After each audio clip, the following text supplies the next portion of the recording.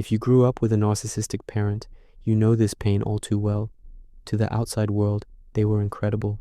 Neighbors loved them, co-workers praised them, and strangers saw this warm, generous, kind person. But behind closed doors, you got a completely different story. You got the rage, the constant criticism, the cold indifference that made you feel invisible, and it probably made you question your own sanity. If they can be so kind to everyone else, why not to me? What is so wrong with me that my own parent can't love me the way they seem to love strangers? The answer to that question will probably break your heart, but it will also set you absolutely free. This isn't just about ordinary bad parenting. This is a very specific psychological pattern where a parent treats their own child worse than they would treat a random person on the street.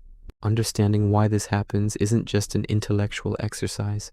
It's the key to finally breaking that cycle of self-blame that can keep you trapped for decades, long after you've left home. Here's the first thing you need to grasp. Narcissists live for external validation. Their entire sense of self, their very identity, depends on how other people perceive them. They have an insatiable need to be admired, to be respected, to be seen as special. So, in public, they perform. They put on a show. They're charismatic. They're helpful. They might even seem incredibly selfless. Every single interaction is another opportunity to collect admiration, like it's a currency they need to survive. But that performance takes a huge amount of energy, and they can only keep it up for so long. Home is where the mask comes off. Home is backstage. You, as their child, see behind the curtain. You see the deep insecurity, the emptiness, and the desperate, frantic need for control. And here's a brutal truth.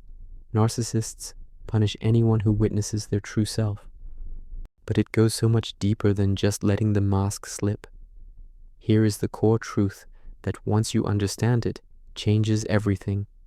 Narcissistic parents do not see their children as separate, individual people. You were never your own person to them.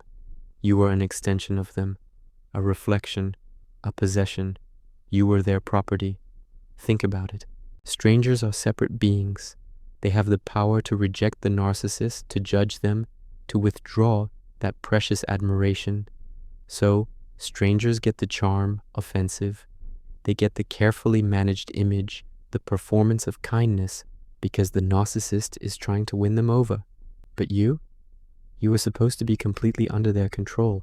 Your entire existence, in their mind, was to meet their needs, to reflect their greatness, and to regulate their chaotic emotions. You weren't a person with your own inner world, your own thoughts, your own feelings. You were a tool, a utility, designed to prop up their incredibly fragile ego. So, when you failed to do that perfectly, which was inevitable, because you're a human being with your own needs, they experienced it as a narcissistic injury, a profound personal attack. You weren't just disappointing them, you were threatening their entire sense of self, their very existence, and they punished you for it with a rage that seems completely out of proportion and incomprehensible. A stranger's negative opinion can be managed with charm and manipulation, but your very existence, your separateness, your needs, these were constant, daily threats that had to be controlled, suppressed, or even destroyed. Let's break it down. When you cried as a child, what does a healthy parent feel? They feel compassion. They want to soothe you. A narcissistic parent feels annoyed. They feel put upon, that you're making demands on them and stealing their spotlight. When you achieved something, a healthy parent feels pride for you. A narcissistic parent often feels threatened that you're getting attention that they believe they deserve. When you expressed a different opinion, a healthy parent sees that as a sign of healthy development. A narcissistic parent sees it as rebellion that must be crushed immediately. Every single normal developmental need you had as a child became a personal offense against them. And here's where it gets even darker, and it's vital to understand this. Narcissism isn't actually about having too much self-esteem. It's the opposite. It's a complex defense mechanism against unbearable, deep-seated shame and feelings of inadequacy. Deep down, underneath all that grandiosity and arrogance, there is a black hole of self-hatred. They project that self-hatred onto the safest, closest target available, you.